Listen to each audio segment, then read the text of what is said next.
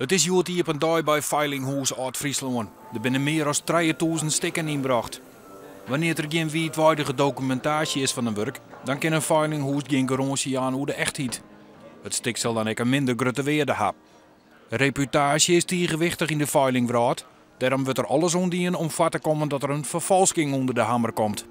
We proberen altijd natuurlijk serieus te kijken naar de authenticiteit van alle werken. Niet alleen van schilderijen, maar ook van glas, kristal en allerlei andere dingen. En natuurlijk, dit zet iedereen weer op scherp. Ze zoeken altijd eerst naar de kwaliteit en de materiaalkeuze. De ouderdom van het papier wordt in bijzondere gevallen bekeken. Maar ook de structuur van de verf en de herkomst is ook belangrijk. Hè? Maar als het om moderne schilderijen gaat bij gelijks van Herman Brood of Anton Heijboer, dan wordt het dreger. Dit is niet moeilijk om na te maken. En over dit soort dingen heb je regelmatige vragen van hoe weet ik zeker of dit of niet wel of niet echt is. En hierbij zeggen wij dus van ja, dit weten wij niet. Komt het veilinghuis er zelfs net uit, dan kan er nog een netwerk van experts inschakelen worden. Keepers gaan al op de reputatie van het veilinghuis en vaak denken ze zelfs direct wel wat van te weten.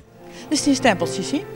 Stempeltjes? En stempeltjes, mooie zilvertekens en dat soort dingen. En dat moet je even opzoeken en nou, en dan weet je het zeker. Meestal de dingen die mij interesseren, daar heb ik meestal ook wel de nodige kijk op. In het geval van deze zeldzame antieke fibula spjeld van 12.000 euro, winnen er genoeg beschouwingen terug musea maken. Daar is documentatie over, dus dat is heel makkelijk om dat over te nemen, omdat het door betrouwbare mensen zijn gedaan. Dus dat is qua onderzoek een makje voor ons. Ja, eigenlijk weer de beschouwingen al voordat dat ding überhaupt vonden je. Ja, inderdaad, beschrijving was er al voor ons, dus van dit soort dingen heb je dan geen werk van.